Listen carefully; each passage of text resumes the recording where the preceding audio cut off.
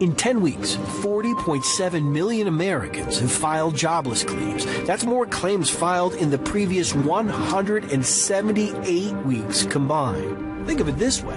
If you took every man, woman, and child living in New York City, LA, and Dallas and multiplied them not by 2, but by 3, you'd have about the same number of people who have filed claims since the start of this. Ever since the days of World War II, U.S. unemployment has risen and dropped slowly, gradually, revealing recessions, periodic descents followed by ascents, not one of which touched double digits until April, when the U.S. recorded the largest one-month percentage increase in our history, a shock to the American economic system. They knew they had to get here early because last week the pantry ran out of food. That line stretched, as you say, at one point for half a mile. It stretches still right now. Hundreds at least still in line. Immigrants mostly there who will not get money from the government.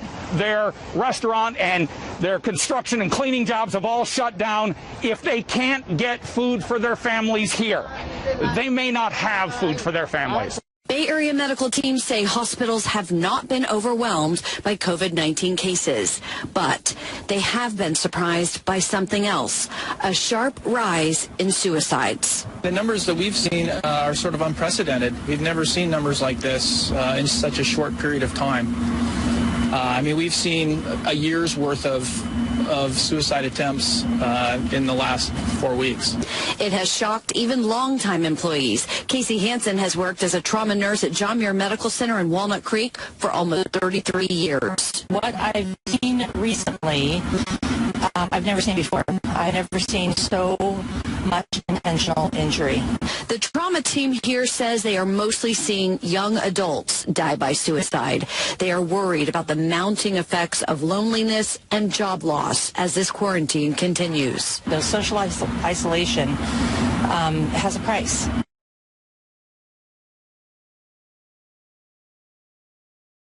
Dr. Fauci, America has changed so rapidly in the last week. When is life going to get back to normal? How long is this going to last? You know, Nora, we don't know how long it lasts. If you look at what's happened in China, they went way up and they're starting to come right down now. The Korea curve is peaking. It's starting to kind of flatten out. So you usually measure in a matter of several weeks to a couple of months. Don't go to crowded places. France is trying to close down restaurants and cafes and bars. Yeah. Should that happen here in the United States? You know, every single day we meet with the task force and we take a look at what's going on. And you don't want to make a pronouncement that no one should ever go into a restaurant. I mean, I think that might be overkill right now, but everything is on the table. We're faced with a real challenge. You can't stay shut down forever.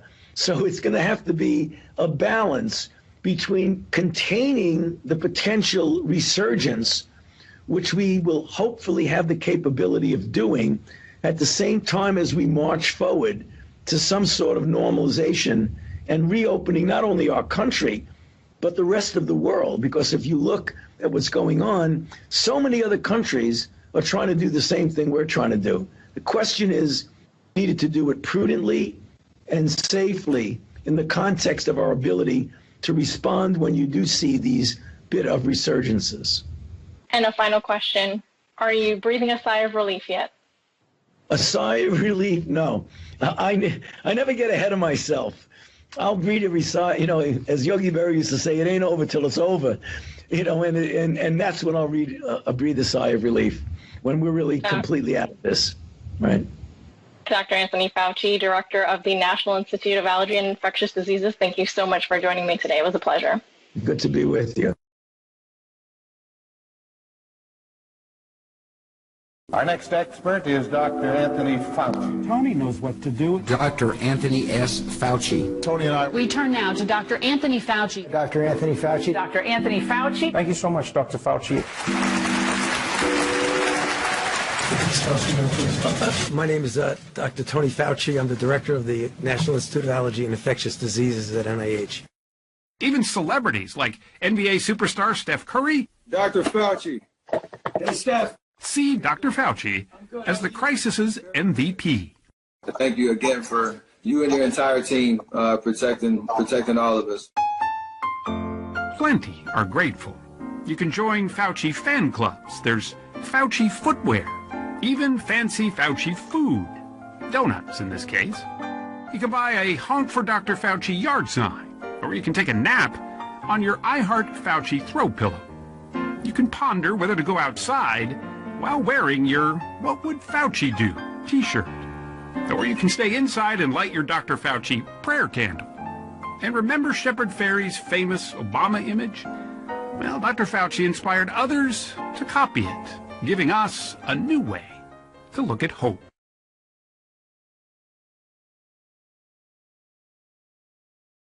President George Herbert Walker Bush called Dr. Fauci a hero, and we all subscribe to that. I think of Dr. Fauci. Probably never heard of him. You did, and heard him. He's a very fine research, top doctor at National Institute of Health, working hard doing something about research on this disease of AIDS. I came up with the idea that we should hold a special session of the Security Council on HIV/AIDS. I was told by everyone, including my own staff, you can't do this, it's not done, it's not in the UN Charter. And I said, but AIDS is a security issue because it's destroying the security, the stability of countries. I call to order this first meeting of the United Nations Security Council in the 21st century. When 10 people in sub-Saharan Africa are infected every minute, when 11 million children have... It was the first time that the Security Council debated on something that was not, let's say, war and peace. When a single disease threatens everything from economic strength to peacekeeping. That was a breakthrough because it opened so many doors, and presidents, prime ministers say, oh, it was debated in the Security Council, this must be a serious problem. When I came to Congress, my first statement on the floor was, I've come here to fight HIV and AIDS.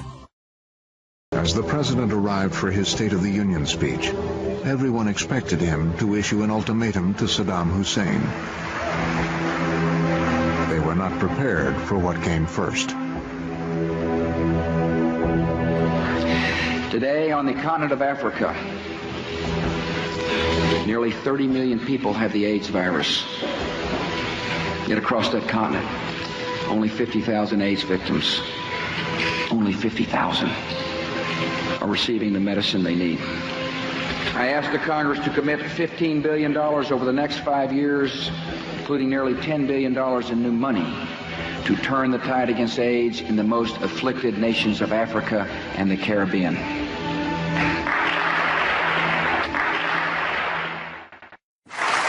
The president announced the initiative in Washington and raised the hope that earlier treatment and prevention would soon lead to the beginning of the end of AIDS. Few could have imagined that we'd be talking about the real possibility of an AIDS-free generation. But that's what we're talking about. That's why we're here. The ultimate tool will be a vaccine, and scientists are making great progress.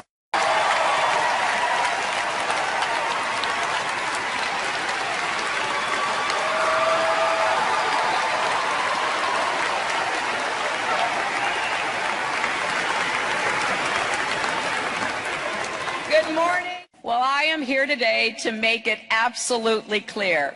The United States is committed and will remain committed to achieving an AIDS-free generation. We will not back off.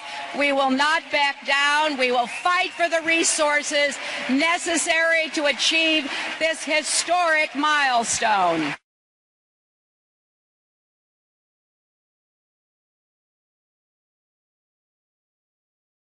Finally, as you, I'm sure, have read in the papers, given the fact that we now have the virus in our hands, it is quite possible, in fact, it's invariable, that we will develop a vaccine for AIDS.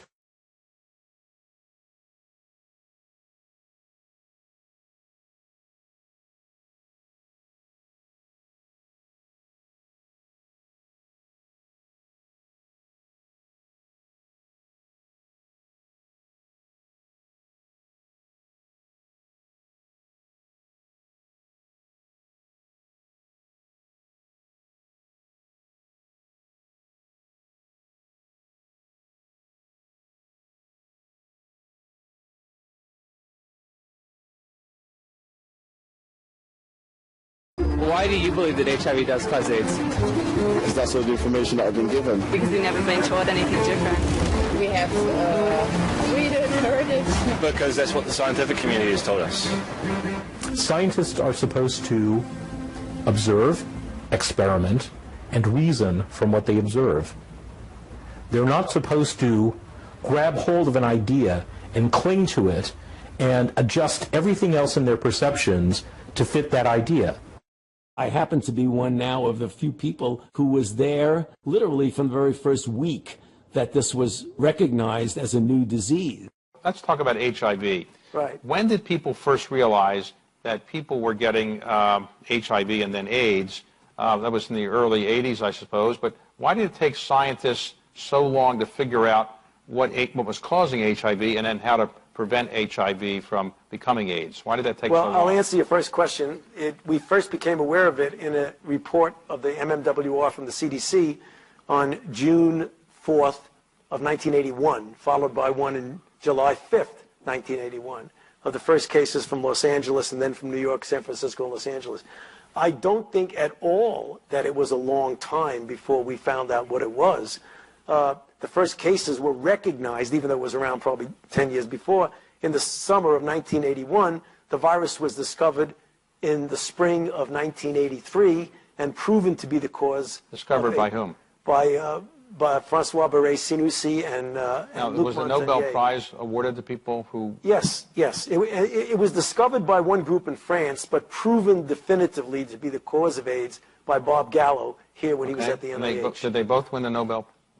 Francois Barré-Sinoussi and Luc Montagnier won the Nobel Prize. Bob Gallo did not.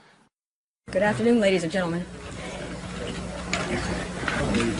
First, the probable cause of AIDS has been found, a variant of a known human cancer virus.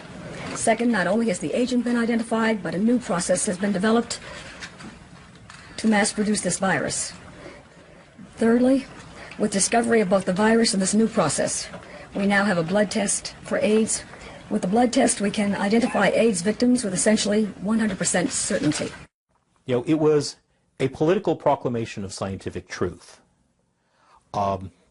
Robert Gallo successfully lobbied Margaret Heckler, who was then the Secretary of Health and Human Services, to proclaim his view of what caused AIDS to be absolute scientific truth. And she went on with him in tow and announced that. The conference was held before any of Robert Gallo's papers were published, therefore before any other scientist had a chance to review them and look at the evidence and see if he got it right or wrong. And it was also done right when Gallo had patented the HIV antibody test. So they made sure that his patent rights were protected first, then they did the press conference, and then, before Gallo's papers appeared in print, the U.S. Department of Health and Human Services decided from now on we are only going to fund AIDS research that assumes that Robert Gallo's virus is the cause. We are not going to fund research into any other possibilities. Therefore, the scientists who might have wanted to critique Gallo's papers would not be able to do so, at least not with anything supported by the federal government, which is virtually all science in this country today. When Bob Gallo proved that it was the etiologic agent in 1984, we had a diagnostic test approved by the FDA in 1985. So the test was developed, it was gone through the appropriate validation and approved by the FDA. That was really quick, from literally less than a year from the time that it was shown to be the virus that causes this disease. Just because Bob Gallo gets up, takes his sunglasses off and says, "Gentlemen, you discovered the cause of AIDS." That's all we have. New York Times article, CDC report, that's all we have. That's not enough. That's not enough to you know, that is not sufficient to like publish even a meager little scientific paper somewhere. That isn't enough for scientists to believe some inconsequential fact about some star 50 light years away. You know, that's certainly not enough to treat at the cost of billions of dollars a year and at the cost of a lot of lives. and anguish and just destroyed, lives have just been totally ruined by this thing on the basis of some flimsy little statement made by a guy who's known to be a crook in lots of other ways. He lied about a whole lot of other stuff. Why are we trusting him there? If he was a witness in a courtroom, we wouldn't trust his testimony. We've caught him in too many lies. You don't trust him anymore.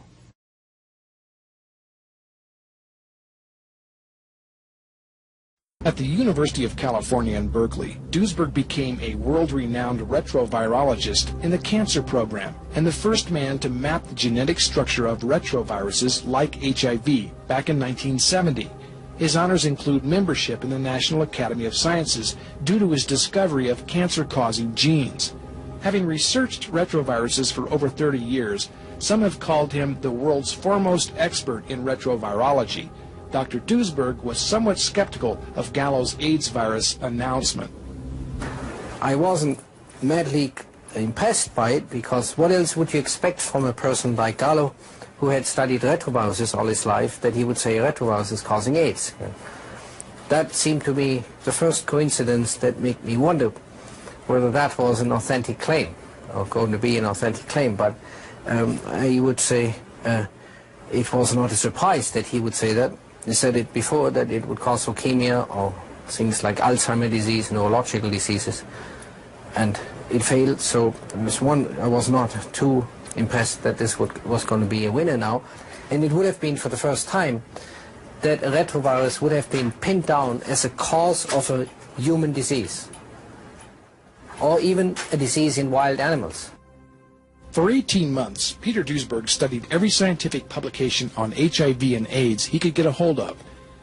When he finally published his observations in Cancer Research in 1987, he stood alone against the tide of popular opinion and the government-funded AIDS industry. His position has become well known.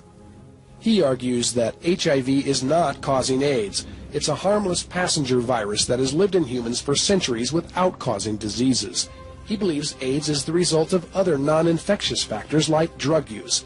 And ironically enough, AZT, the highly toxic medication prescribed to treat AIDS patients, actually does what the virus cannot, that is, causes AIDS itself. Though Dr. Duesberg's arguments were ridiculed by many and ignored by most, many of his colleagues studied his research and came to the same conclusion. Something is terribly wrong with the war on AIDS. Dr. Richard Stroman recalls the impact of Duesberg's arguments in cancer research. It was a remarkable review, and it raised the fundamental issues about viruses as a cause of both cancer and immunosuppression, basic questions that haven't been really responded to in any meaningful way in the almost 10 years since that paper was published. Soon other top scientists joined Duesberg and Stroman in questioning the HIV hypothesis also. Nobel Prize winners Dr. Walter Gilbert of Harvard and Kary Mullis, who invented the PCR. Dr. Charles Thomas, a former Harvard professor, organized a consortium of 12 signatories to address the issue. They would in time become the Group for Scientific Reappraisal of the HIV/AIDS hypothesis. We started out by writing a letter to Nature calling for a reappraisal of the evidence for and against the hypothesis that HIV did in fact do all these things. And there were about 10 or 12 signatories to this letter, and it was rejected, even though many of the signers of the letter were certainly reputable people. We tried Nature magazine, and it was ignored. Then we tried the New England Journal, JAMA, and so forth, and Lancet. In each case, we were rejected. They would not publish this letter. It was only 4 sentences long. It read, it is widely believed by the general public that a retrovirus called HIV causes a group of diseases called AIDS. Many biomedical scientists now question this hypothesis. We propose a thorough reappraisal of the existing evidence for and against this hypothesis be conducted by a suitable independent group. We further propose that critical epidemiological studies be devised and undertaken. That is certainly hardly a bomb-throwing letter, but nonetheless they would have none of it. And being rejected made us angry. So we decided to extend the list of signatories. So it jumped to 30, and then to 50, and then to 100. And then by 1994 up to 600, 188 of whom have advanced degrees. We publish a newsletter. We have a website. So it's a fairly large organization now. Though the scientific establishment has continually ignored Duesberg and the Group for Reappraisal, some individuals are having second thoughts. At the San Francisco International AIDS Conference in 1990, Dr. Luc Montagnier, who discovered the virus originally 6 months before Gallo's claim, made a startling statement. HIV might be harmless.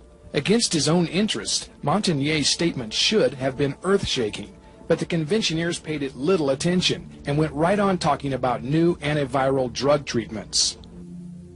Why is the scientific community ignoring the dangerous ramifications of this essential question about the cause of AIDS? Do we have an answer? Yes, in retrospect, we certainly do. Too many people are making too much money out of it. And money is much stronger than truth.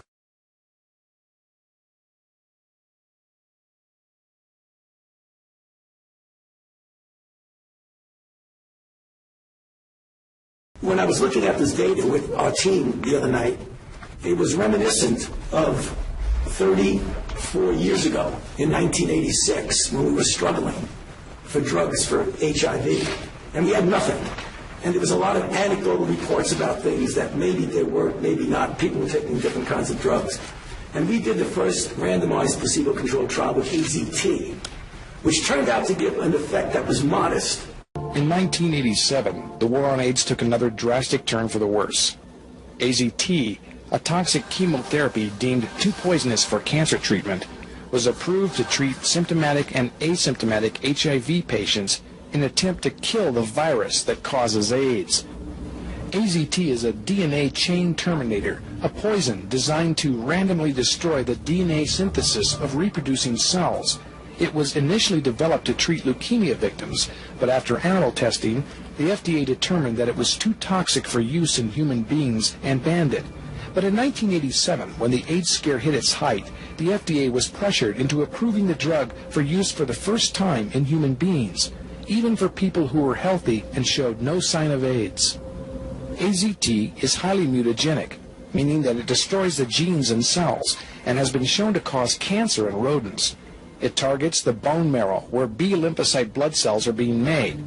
These are the very cells an AIDS patient needs most for immunity. AZT destroys randomly bone marrow, kidneys, liver, intestines, muscle tissue, the brain, and central nervous system. Peter Duesberg claims AZT actually causes AIDS itself. AZT does directly causing AIDS-defining diseases. You know, AIDS is a lot of things, but it doesn't cause Kaposi sarcoma, I think, but it does cause immunodeficiency. It was designed to do that. It was designed to kill human cells. In fact, the manufacturer says that specifically that it can cause AIDS-like diseases. And the manufacturer, that is Spirits Wellcome, says it is often difficult to distinguish adverse events possibly associated with pseudovidin or pseudovidin administration, which is AZT, from underlying signs of HIV disease. In other words, even they acknowledge, not just Duesberg, that AZT causes AIDS or AIDS-defining diseases. Whenever you have clear-cut evidence that a drug works, you have an ethical obligation to immediately let the people who are in the placebo group know so that they can have access. And all of the other trials that are taking place now have a new standard of care.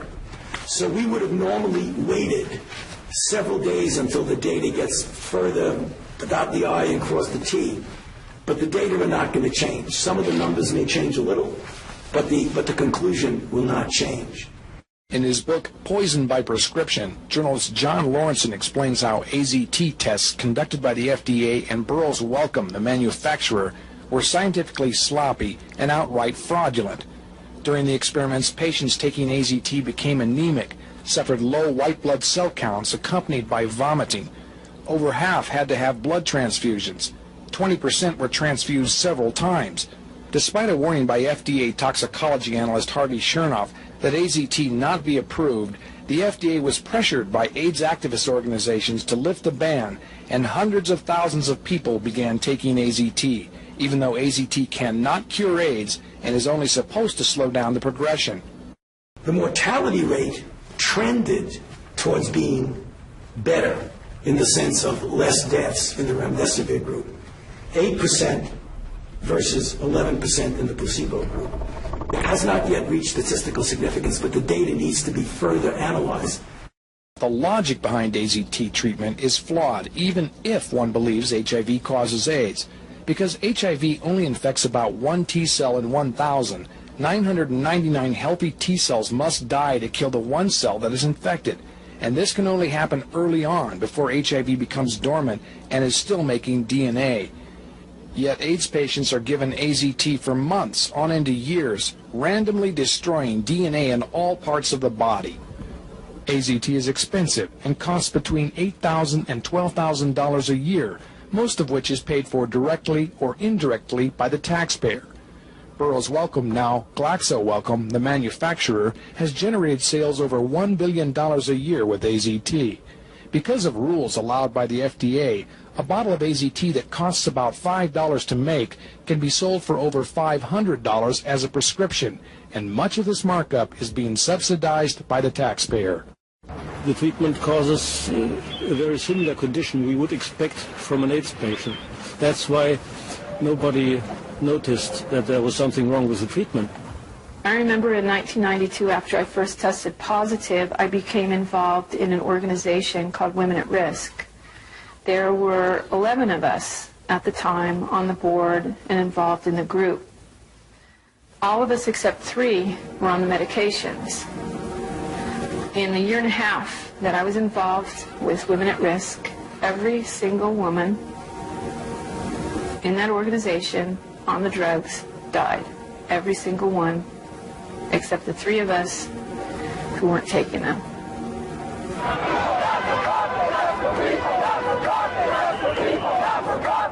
We weren't just given handfuls of AZT, we demanded it.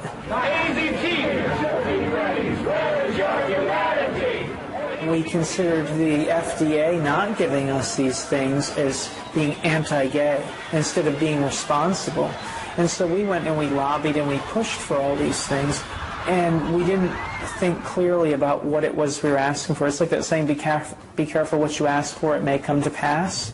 Whenever you have clear-cut evidence that a drug works, you have an ethical obligation to immediately let the people who are in the placebo group know so that they can have access. And all of the other trials that are taking place now have a new standard of care. So we would have normally waited several days until the data gets further to dot the I and cross the T. But the data are not going to change. Some of the numbers may change a little, but the conclusion will not change. ACT UP wanted to speed up the approval process for new drugs. One of our greatest demonstrations and most famous was at the FDA.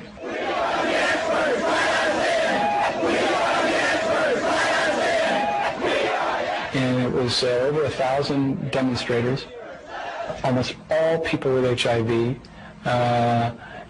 demanding to be heard. I know that there are drugs out there that can save my life, and I want to know why they're not being tested more quickly.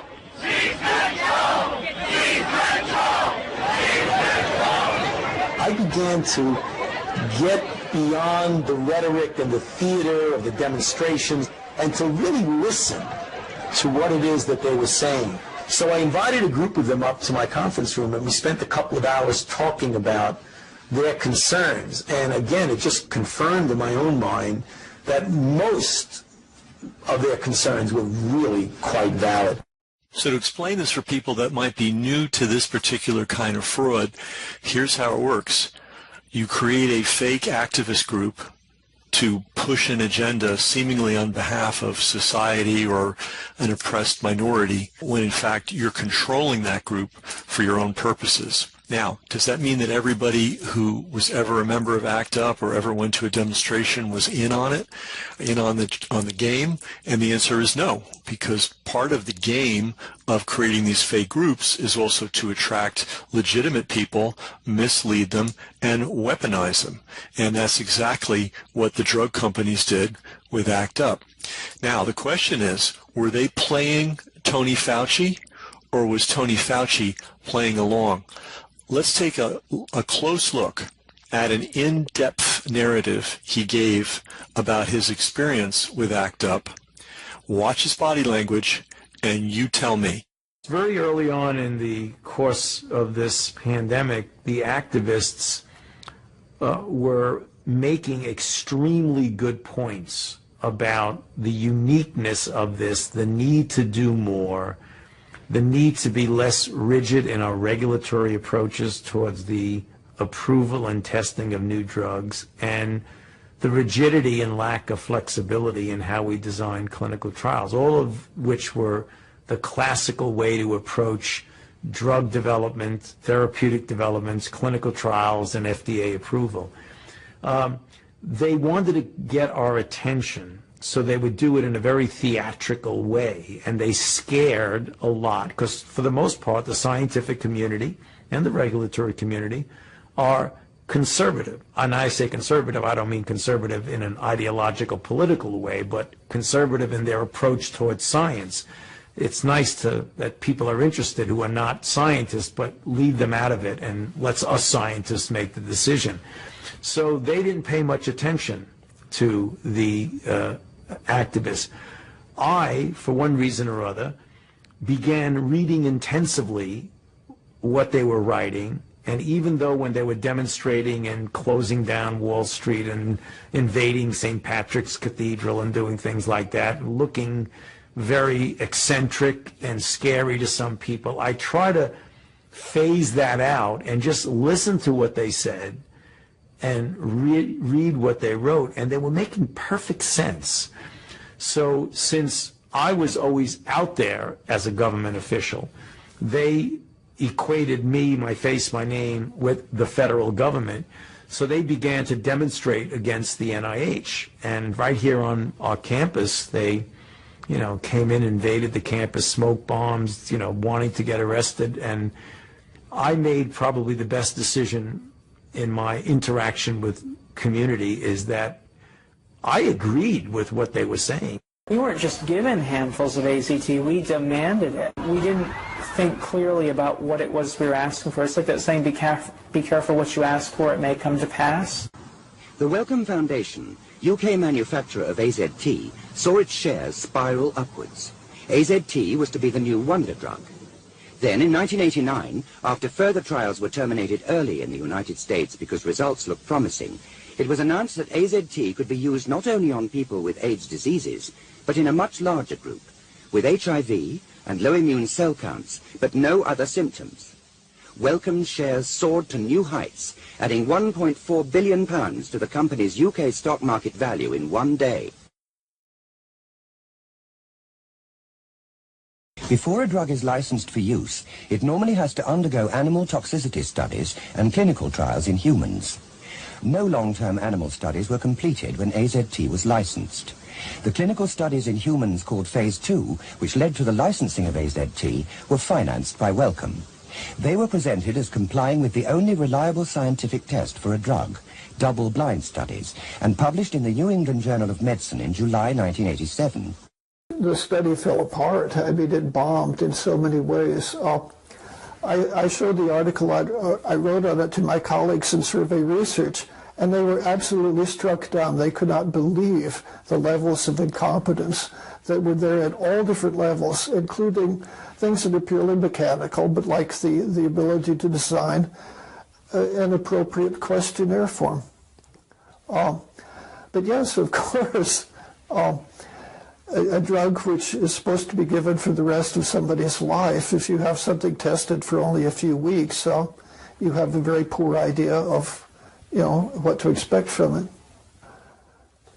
Especially the Boston study, they would claim someone was in much longer than was claimed on the case report forms, and this meant that simply the doctors received a great deal more money. But far more important than this was the reporting of the adverse effects, the toxicities. And this was, you know, the heart of what the study was to measure, that it was safe.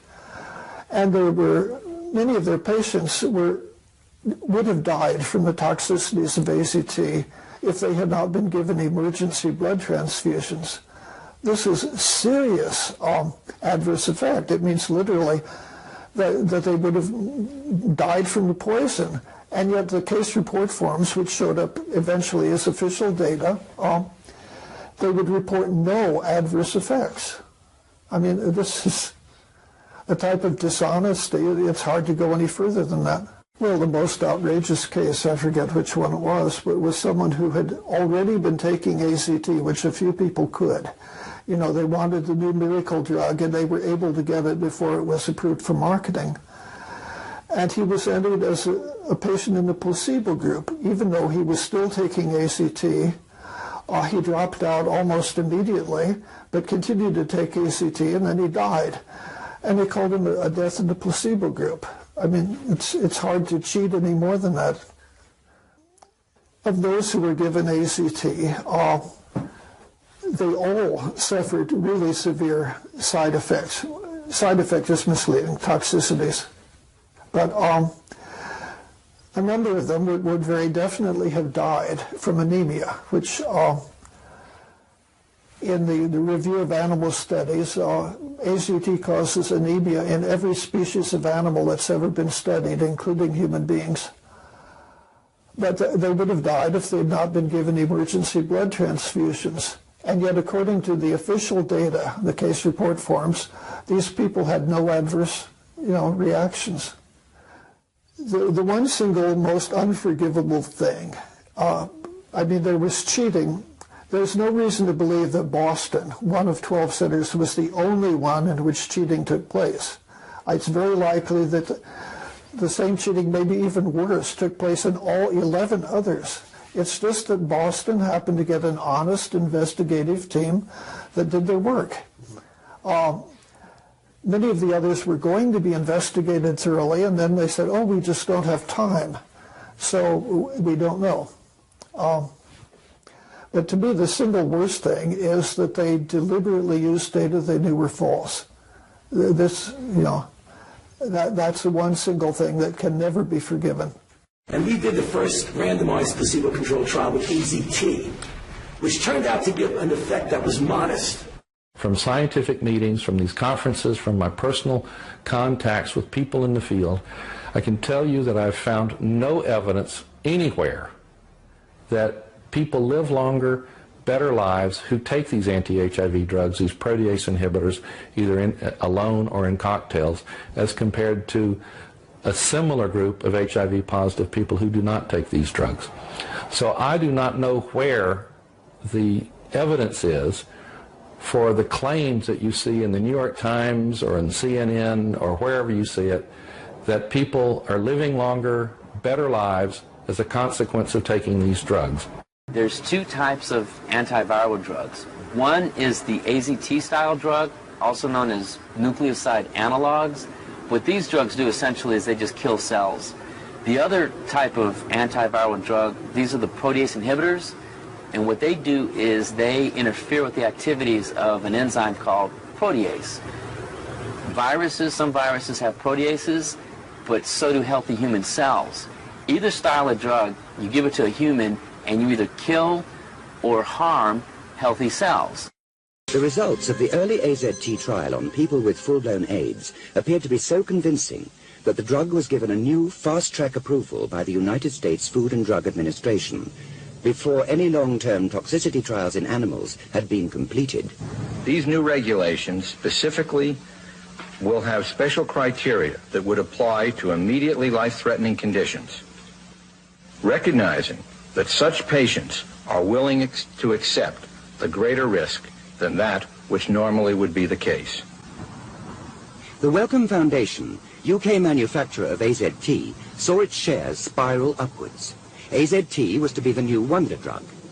Then, in 1989, after further trials were terminated early in the United States because results looked promising, it was announced that AZT could be used not only on people with AIDS diseases, but in a much larger group, with HIV and low immune cell counts, but no other symptoms. Wellcome shares soared to new heights, adding £1.4 billion to the company's UK stock market value in one day. Commercial interests are definitely part of the problem here. And it's also our collective inability or challenge to say, all this time, all these years, all these lives, all these billions and billions of dollars, can we just stop a second and go back to the very beginning and make sure we've got this right? I mean, that is so hard to do. So invested in the lie, we can't possibly. People don't even know it's a lie. I mean, you know, it's not so much a lie as business as usual. I mean, having been in business for a long time, I was in advertising for a long time, and then I had this very successful clothing company. The business of a business is to be in business. You need to find new markets. You need to find new customers. You need to increase your profit margins. If that means going offshore, if that means, you know, taking over new territories, if it means coming up with new products that more people want. And the ideal of every business is to have a government mandate for your product. The antiviral drugs are chemotherapies. They're all based on chemotherapies that have been developed 30 years ago, long before AIDS was known, to kill human cells. Chemotherapy is restricted to a few months and hope the cancer dies before you die. If you started taking any other chemotherapeutic agent for the rest of your life, it would be that agent probably that killed you. You know, when you give chemotherapy to somebody with cancer, you give them a round of it for maybe 14 days or a few days. Hopefully you're not going to kill the patient, you're going to kill the cancer. The patient's going to survive. But you don't keep giving it to him until he dies, because he certainly will. We went from nothing, not even knowing what the virus was, to discovering the virus, developing drugs, and then having a phenomenal response. The epidemic went from a few gay men to now, today, 78 million people having been infected, 39 million deaths, 35 million people living with HIV, and the epidemic still rages with over 2 million new infections each year. They're taking the show to the third world, and they're not only giving AZT to what will probably be millions of women in the third world, whether they're HIV positive or not, but they're also insisting that they stop breastfeeding and start formula feeding. Mother's milk, which pediatricians around the world will tell you is the healthiest food that a newborn can have because of the immunological properties in mother's milk, that women should in fact cease breastfeeding their young. Now this to me seems something more than just a crime. This is absolutely diabolical. I can't imagine that it'll work out any other way than that you're going to just see tens, maybe hundreds of thousands, maybe even more babies dying. And they'll probably say they died of AIDS no matter what happens. So nobody will even be held accountable this time. Oh, here's the one thing they're doing. So they can demonstrate that this has nothing to do with any particular formula company making money off of this situation. The WHO or UNAIDS or whoever it is insisting that the formula gets shipped in bottles without labels. We haven't looked carefully at the facts. We've been told numbers ranging from 5 million to 25 million Africans have HIV and that there's going to be an enormous amount of death. But when you actually go to Africa and you interview the physicians working there, you find that these are presumptive diagnoses. One of the things that is important to emphasize from the outset is that the definition of an AIDS case on the African continent differs decisively from what constitutes an AIDS case, say, in North America or Western Europe. A definition was arrived at as a result of a World Health Organization sponsored conference in October of 1985. What resulted was what's known as the Bangui definition. The Bangui definition of an AIDS case in Africa is based on 4 clinical symptoms.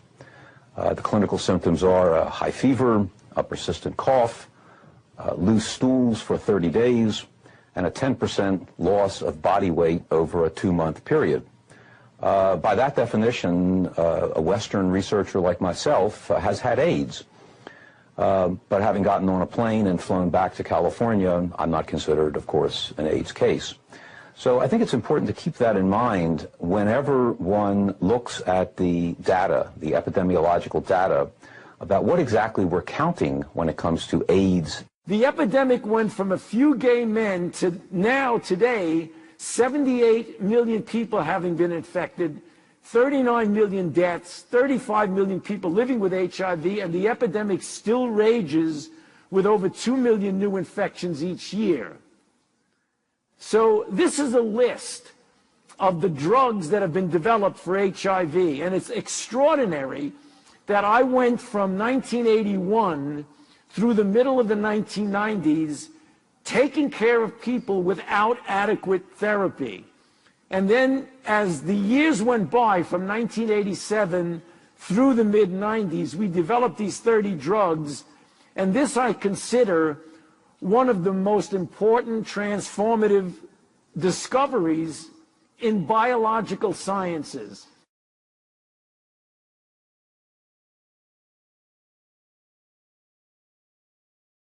June 5th, 1981. The CDC published a morbidity and mortality weekly report describing cases of a rare pneumonia in otherwise healthy young gay men in Los Angeles. But it was from those reports that the great epidemic of AIDS began to mushroom, and we were in the midst of it before we knew it.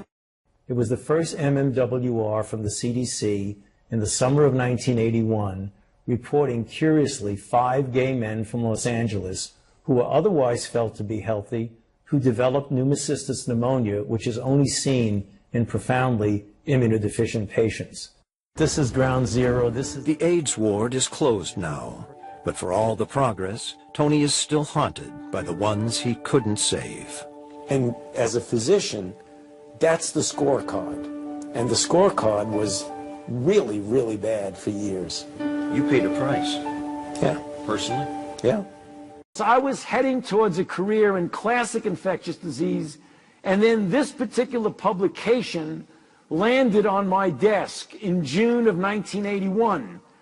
And it was 5 young men, all gay men from Los Angeles, who presented with a strange infection that you don't see in people except those who have a very compromised immune system. I thought it was a fluke until a month later another publication came out, now of 26 people, again all gay men, now from Los Angeles, San Francisco, and New York. This was the beginning of the AIDS pandemic. And I decided at that point, since I was an infectious disease person, intensely interested in the humanities, and this was an extraordinarily devastating disease with no known cause, that I devoted my career from that time on to HIV AIDS. And this is a picture of me in the early 1980s at the bedside of an AIDS patient. Now I show it to you because at that time, before we even knew what the virus was, or even if it was a virus, the median survival of my patients was 6 to 8 months, which means that 50% of them would be dead in 6 to 8 months. That is a very difficult thing to go through. I consider it the darkest period of my professional and personal life because I had to deal with every single day, every one of my patients dying.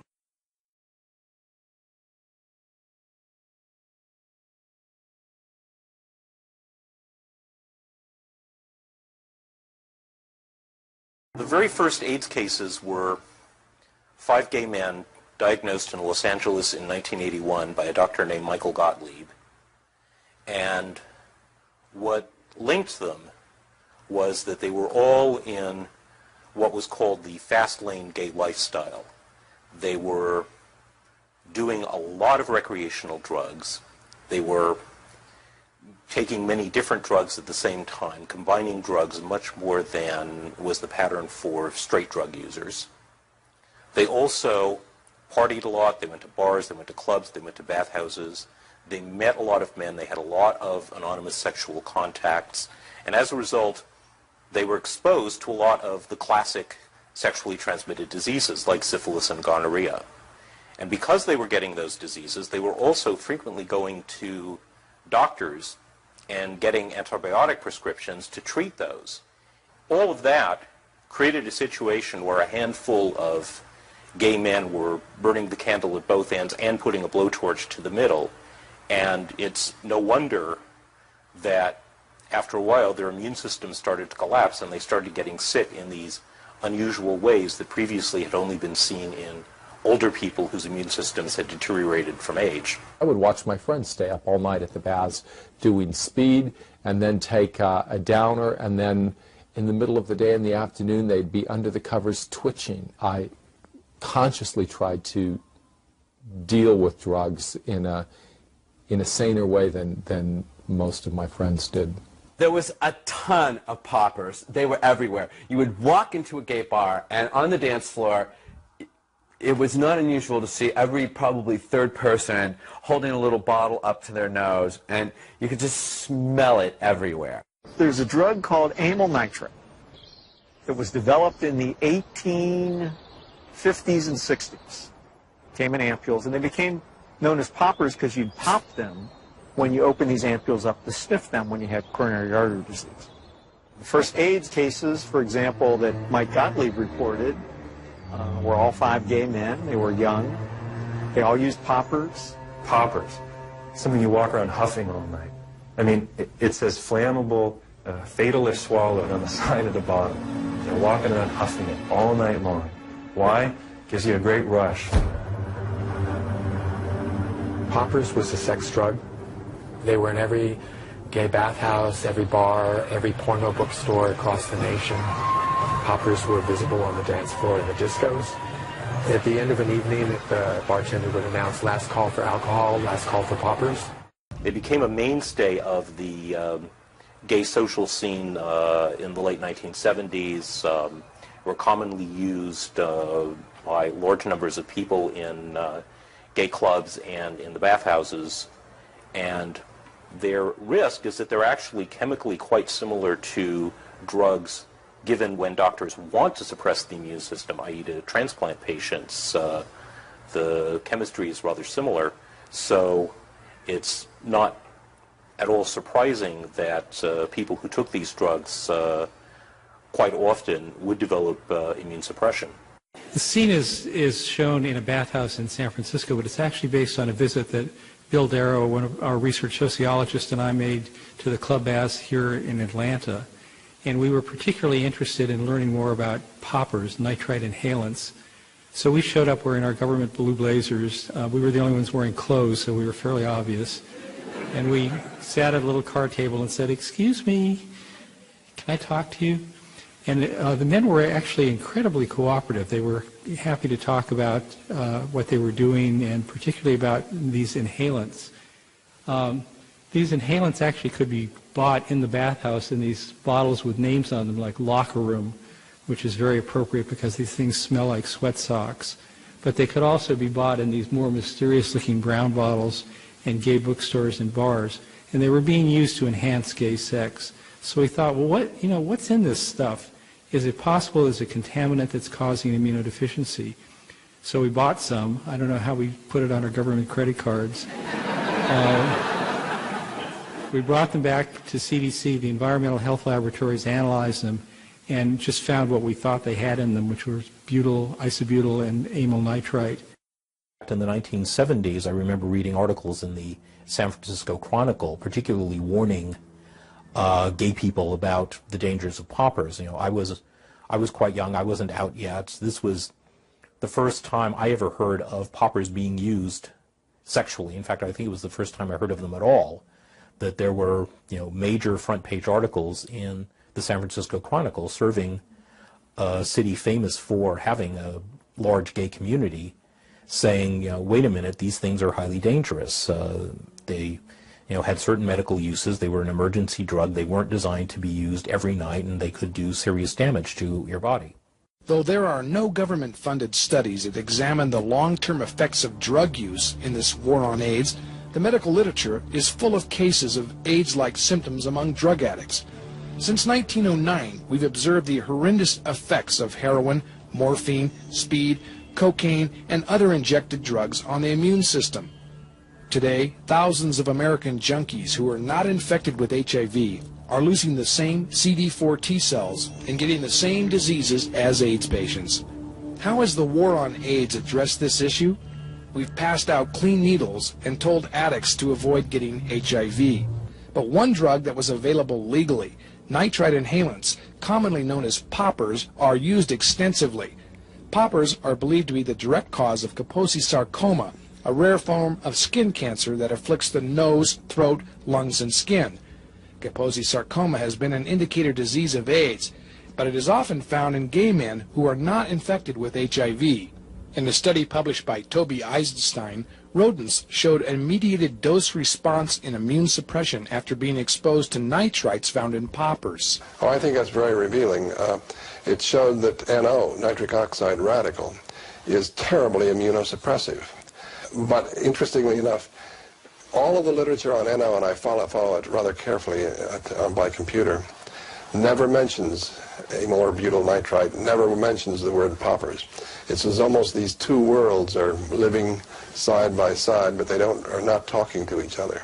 There have been a number of theories as to what the origin of HIV/AIDS is. One of them was a theory that certainly turned out to be completely incorrect, that it's a lifestyle phenomenon.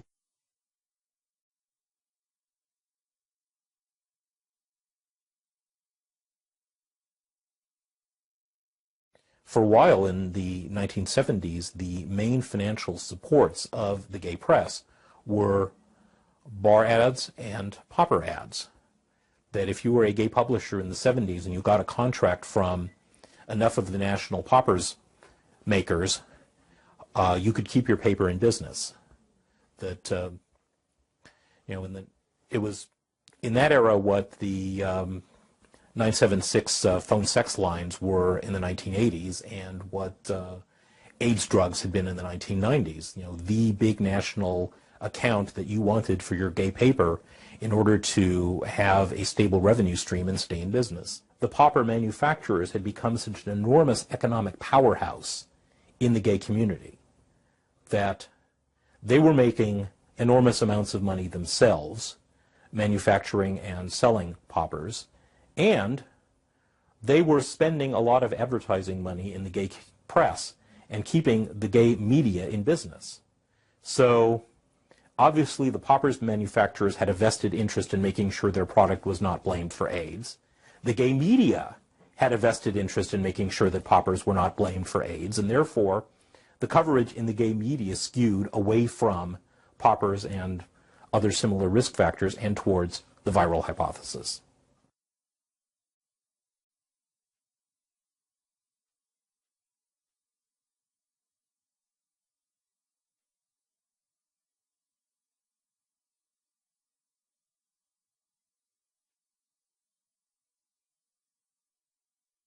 An industry developed around them, which actually made it, $50 billion a year or more.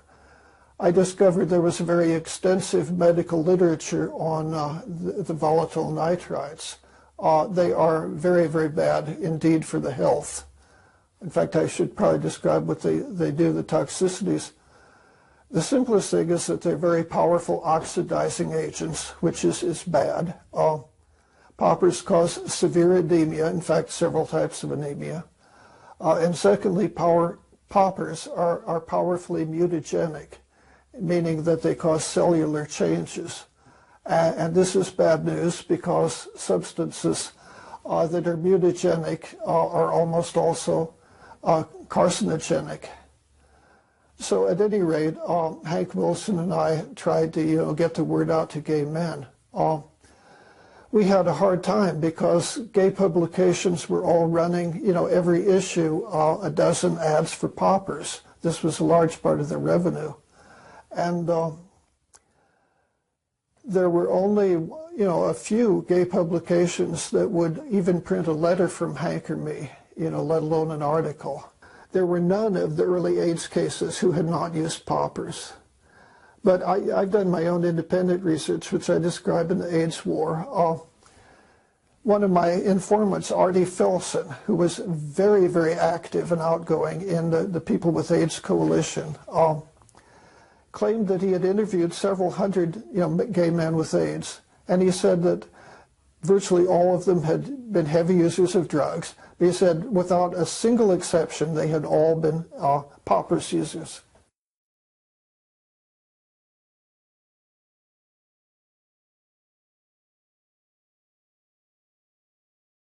Utterly fraudulent, more fraudulent in the conception really than the execution. But they again assumed that poppers were used as room odorizers. And when you have such a totally dishonest assumption to begin with, everything else that follows will be, equally fraudulent. The doses of the mice we're exposed to, might not have been 1/1000th what gay men would get in the course of a single evening. Just simply being infected with HIV is not going to do it. You need certain cofactors. Cofactors are not necessary. Dr. Fauci would say HIV causes AIDS without the need for anything else. That's kind of ridiculous. The data that indicate that any different type of infection like mycoplasma or something like that is a necessary cofactor, I believe those theories have been debunked. What the fuck does he mean? Sorry. What's it in what does he mean that there are no cofactors? Where's he coming from? There's cofactors for everything. And I understand there are a lot of people, if you ask them about HIV causing AIDS as being a fact, they'll say, of course, it's indisputable. And the very fact that they will say it's indisputable might lead you to question their ability to understand the scientific method. People that think any scientific fact is indisputable don't understand about scientific fact. It has become a very emotional kind of thing because people actually, they get personally committed to what really is a body of evidence that can be analyzed, by lots of people. And at this point, there's so much of it out there, nobody can really analyze it, all of it. But nobody can write a review of it that says HIV causes AIDS because of this. If a postdoc were to write a review of the literature that showed without much doubt that HIV was the cause of AIDS, that guy would be famous. Now, there's 100,000 guys out there who had the opportunity. 10 years has passed. We've been waiting for this star postdoctoral fellow to distinguish himself forever and get a lifelong grant from Tony Fauci, but he hasn't shown up. No one has bothered to write a definitive review. Any journal would take it. That right there proves that HIV does not cause AIDS.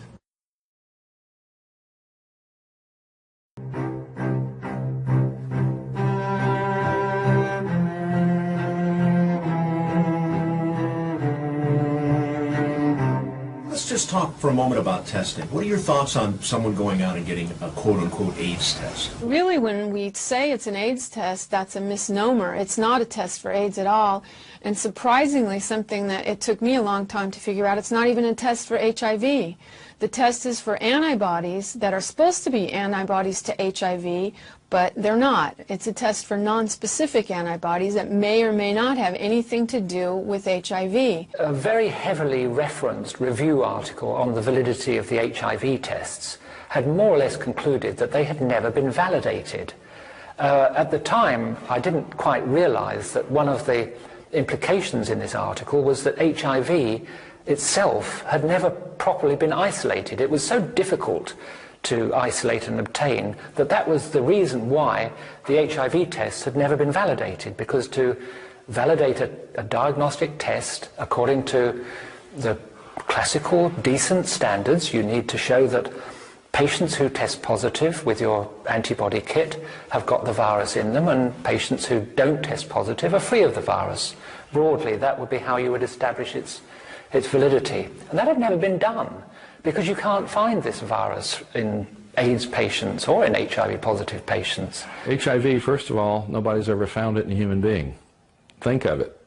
The so-called HIV tests do not detect HIV in a person. They detect your antibodies that react to some proteins that are produced at Abbott Laboratory.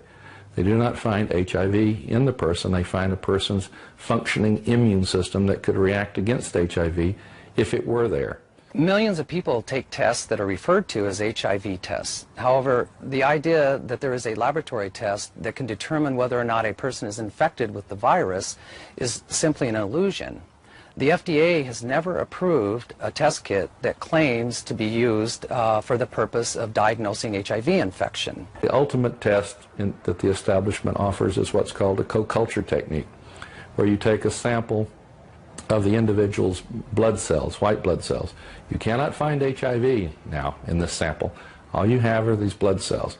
But then you culture these cells with some special cells that Robert Gallo generated some years ago. You have to throw in some powerful chemicals, phytohemagglutinin or IL-2, for example, to force these cells to do anything. The idea is to wake up the patient cells to start producing RNA, and then this RNA will be coated in a protein, and possibly then there will be viral particles produced in the medium. These viral particles now will go infect the other cells that you added, and then you will amplify by a period of time the replication of these viral particles in the laboratory, what we call in vitro. Now, these particles did not exist in the patient, in the human being, the person that you got the sample from. You created them in the laboratory. And by creating these virus particles in the laboratory, people say they have isolated HIV from a human being. They have not done any such thing. Nobody was looking at the blood of an AIDS patient and finding it crawling with some new organism and said, hey, this is this virus that we call HIV now. Is there a test that can definitively tell you if you're infected with virus? With the virus, sure. What is that test? Well, the test is to do the ELISA test, which really demonstrates, and in essence it's a surrogate also because it represents antibody production to the virus. But they have demonstrated the virus. They've had crystalline models of the virus. HIV exists.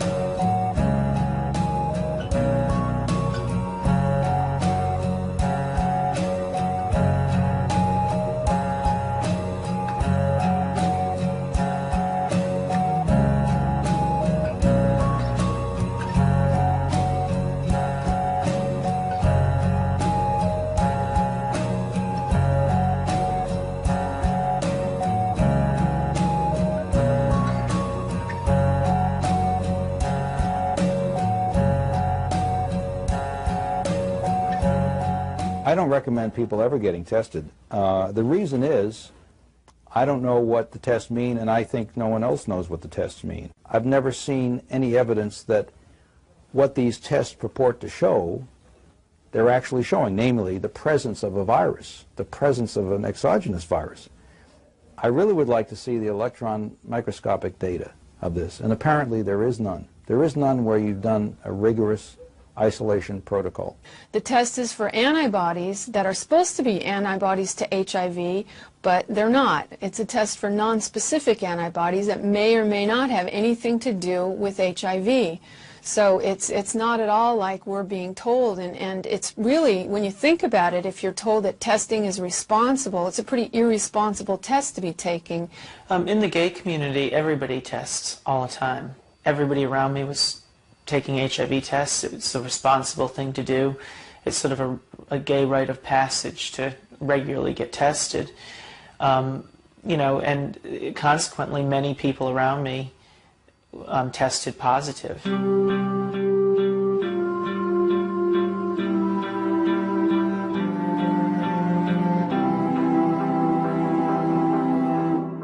In essence, AIDS is advanced HIV infection as opposed to early HIV infection. AIDS is when you're ill, and HIV infection without AIDS is when you're heading towards being ill but you're not ill. I always assumed that if you were if you had AIDS, as opposed to being just HIV positive, that you were very sick, that you had pneumonia or KS or chronic diarrhea or something. That changed for me when I myself was diagnosed with AIDS. And I was diagnosed not because of an illness, not because I was sick or that my immune system didn't seem to be working, but because my CD4 count had dropped below 200, which according to the CDC definition is what defines AIDS, an HIV positive test and a CD4 count of less than 200. In 1993, in this country, we adopted a definition that caused the number of AIDS cases to double overnight. And part of that reason was, for the first time, we began counting people as AIDS victims who were not ill and who did not have any symptoms. They had a low T-cell count. And that's only one low T-cell count. And T-cells are something that can fluctuate 100% in a given day.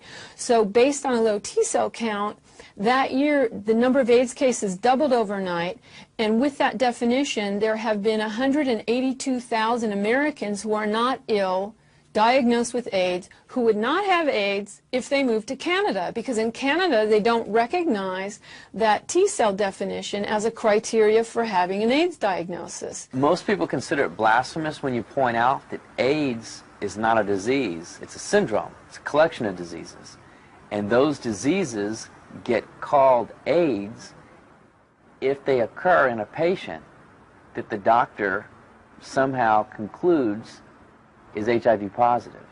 All of the diseases in the category called AIDS occur to people who are HIV negative. None of them are exclusive to people who test HIV positive, and all of them have causes and treatments that are known, well known, that are completely unrelated to HIV. So any of these diseases, when they happen to somebody who tests HIV negative, are called by their old name, but when they occur in someone who tests HIV positive, then they're called AIDS. All kinds of diseases started coming into the AIDS family faster than anyone should have been comfortable with, really. To go from 2 or 3 to go to 30 in a few years was like somebody should have said, hey, there's something wrong here, and it's got to be financial.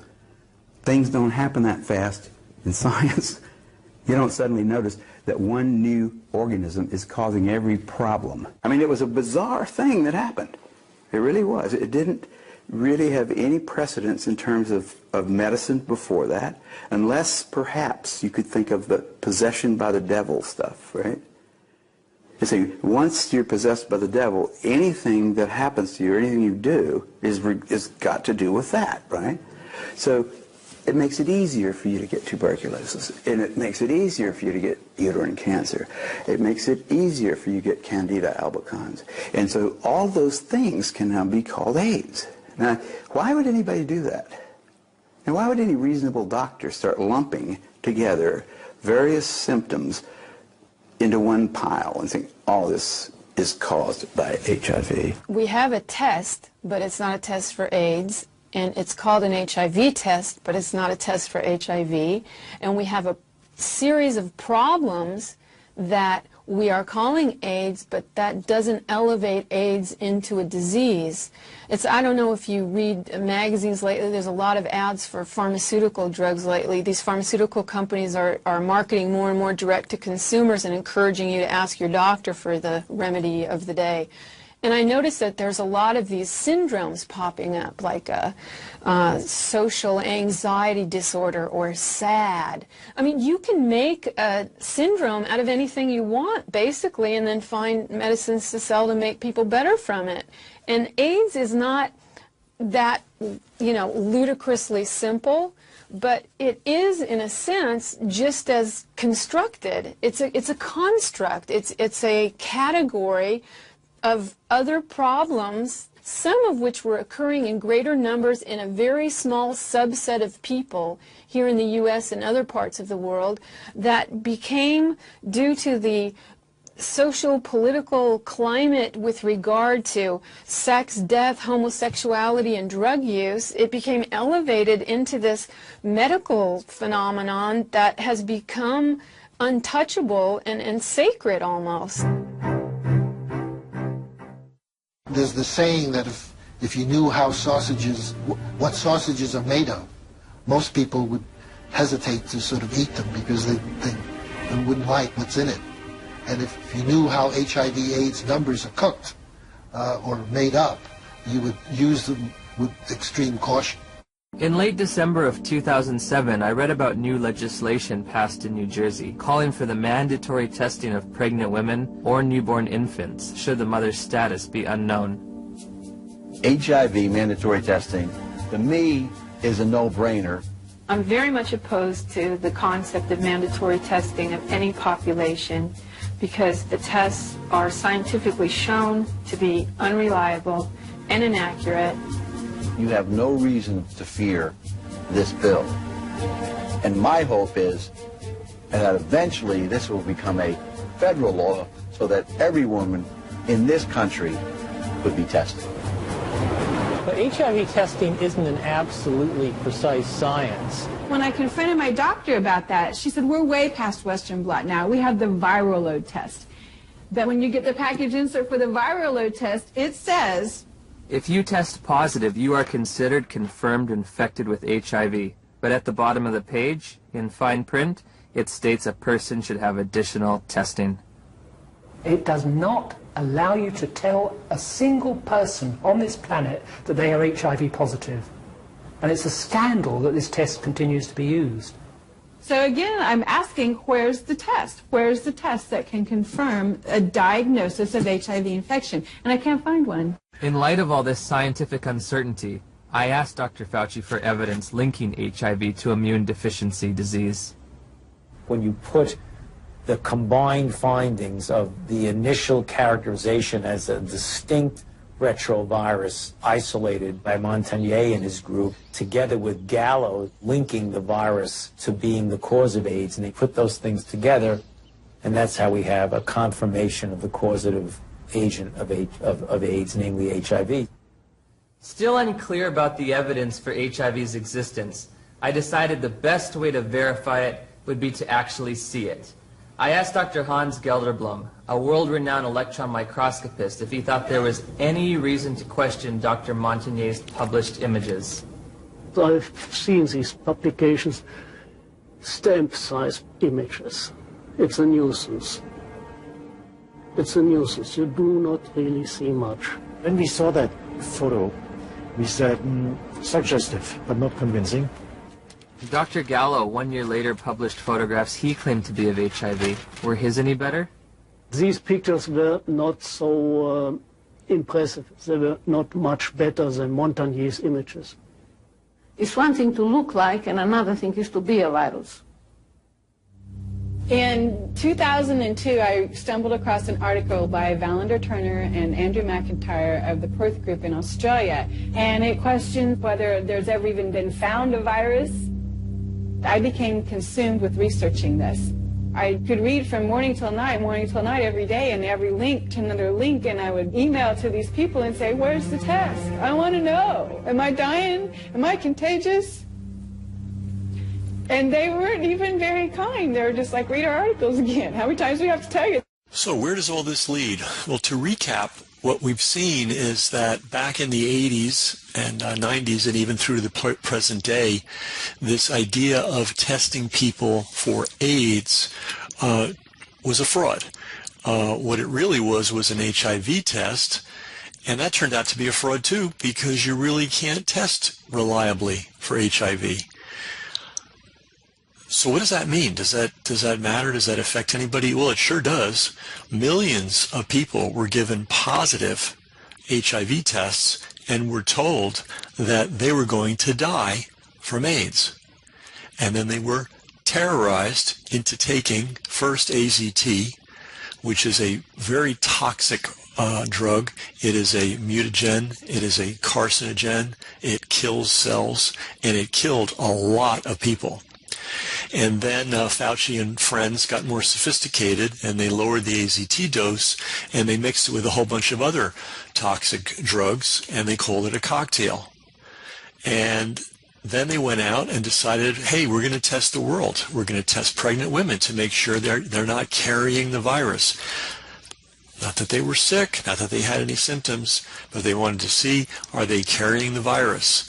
And they did the same thing in Africa. And then after they increased the number of diseases from 2 to nearly 30 that could be classified as AIDS.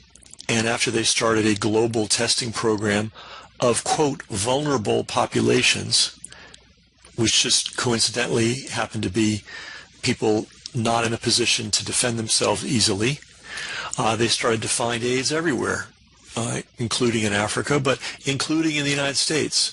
And wouldn't you know, one of the communities they found a lot of AIDS was the African American community.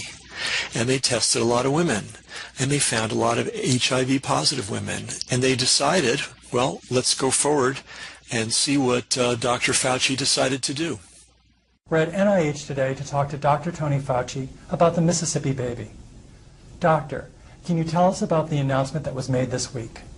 Well, the Mississippi baby, as many people know now because it got considerable publicity, was a child that was born of a mother who was HIV infected, but who unfortunately had no prenatal care and was not receiving antiretroviral drugs. Did you get that? This is a woman who had a positive HIV test, which he calls HIV infected. Okay? Not the same thing, not accurate, not scientifically sound, as we've seen before. But he makes that leap. And then he says, unfortunately, the mother was not getting drugs. So in Tony Fauci's world, if you are a poor African American woman or a poor African woman and you come up positive on one of these unreliable tests, in his world, the best thing that could possibly happen to you is that you would be given a lot of carcinogenic and mutagenic drugs to, quote, control the virus. A mother who was HIV infected, but who unfortunately had no prenatal care and was not receiving antiretroviral drugs. And at the time of birth, within the first 30 hours of birth, the baby was put on a therapeutic dose regimen of antiretroviral drugs, as opposed to waiting to see if the baby was infected and only giving him a prophylactic or a prevention dose. So if you heard what Tony Fauci said there, the mother was positive on an HIV test, no indication of whether she was sick, no indication of whether she had any symptoms, and they called her HIV infected, and they went ahead and gave this newborn baby antiviral drugs at birth, based just on that, and nothing else. They didn't even bother to test the infant with one of the bogus HIV tests to see if the baby was positive or not. Just gave the baby drugs, powerful carcinogenic, mutagenic drugs. As it turned out, the aggressive approach towards the baby was the right choice because the baby turned out to be infected. The baby was treated with combination antiretroviral drugs for 18 months and then was unfortunately lost to follow-up.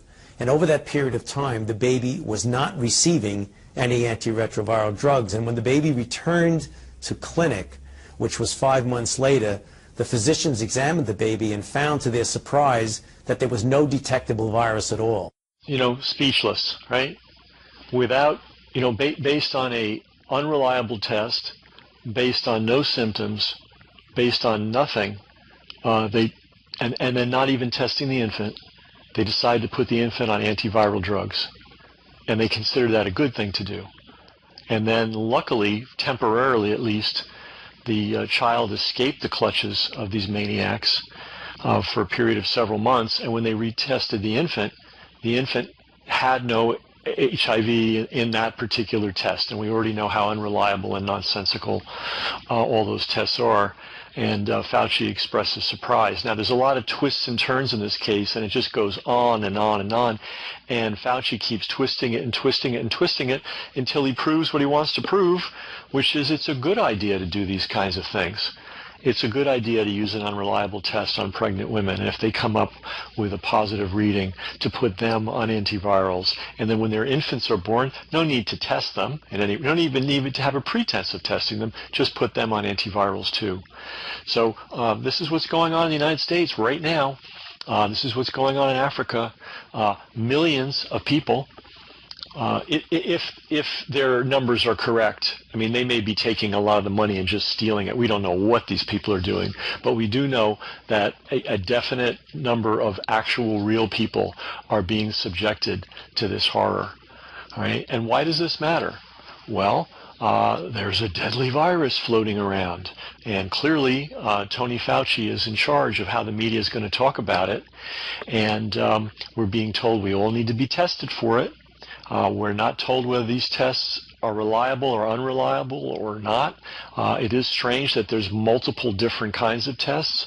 If there's a test that works, why aren't we using the one that works? Well, this could be the HIV test all over again. But here's the consequences for you. If you don't have the antibodies, they're going to suggest to you that you need the newly minted COVID-19 vaccination. And it may be a little bit more than a suggestion. It may be mandatory.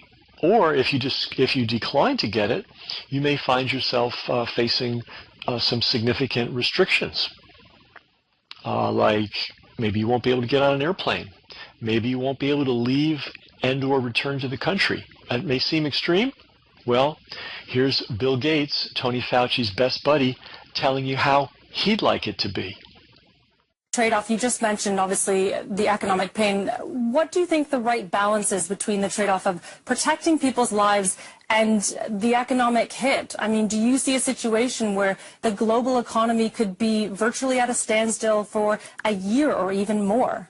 Well, it won't go to zero, but it will shrink. Global GDP is going to take, probably the biggest hit ever. Maybe the Depression was worse, or 1873, I don't know. But in my lifetime, this will be the greatest economic hit. But you don't have a choice. People act like you have a choice. People don't feel like going to the stadium when they might get infected. It's not the government who's saying, okay, just ignore this disease. And, people are deeply affected by seeing these deaths, by knowing they could be part of the transmission chain, and old people, their parents, their grandparents could be affected by this, and so you don't get to say ignore what's going on here. There will be the ability, particularly in rich countries, to open up if things are done well over the next few months, but for the world at large, normalcy only returns when we've largely vaccinated the entire global population. And so, although there's a lot of work on testing, a lot of work on drugs that we're involved with, trying to achieve that ambitious goal, which has never been done for the vaccine, that rises to the top of the list. Eventually, what we'll have to have is certificates of who's a recovered person, who's a vaccinated person, because you don't want people moving around the world where you'll have some countries that won't have it under control. Sadly, you don't want to completely block off the ability for those, people to go there and come back and move around. So eventually there will be sort of this digital immunity proof that will help facilitate the global reopening up.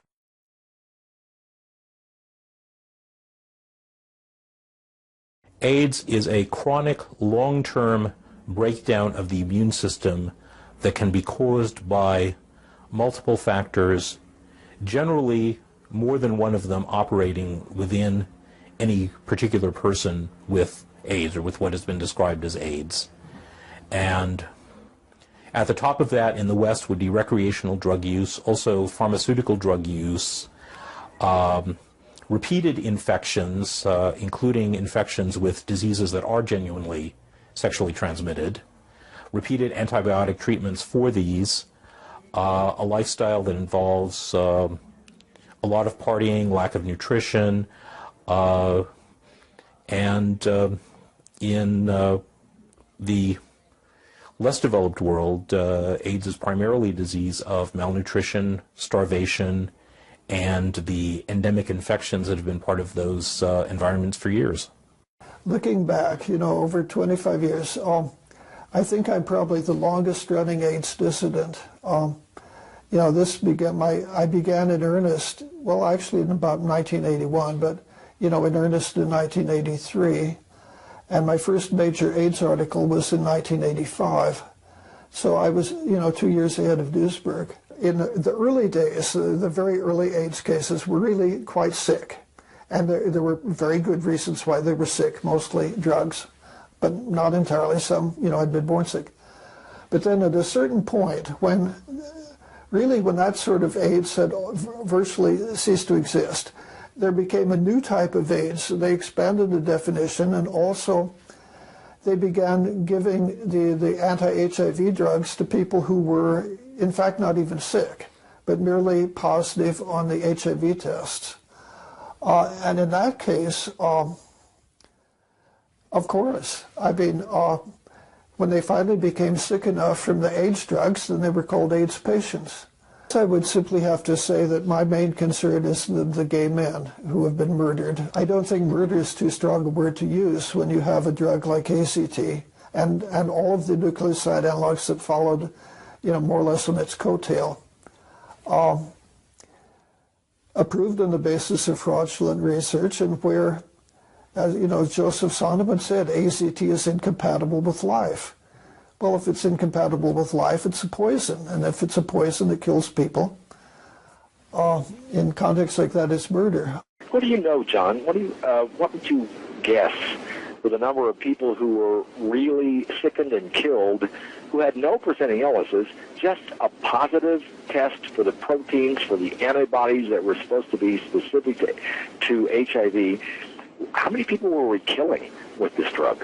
Well, here one has to guess. I mean, I followed the CDC's statistics very well year by year, but then they stopped reporting certain things. But I have a pretty good estimate that 1/3 gay men were killed by ACT poisoning.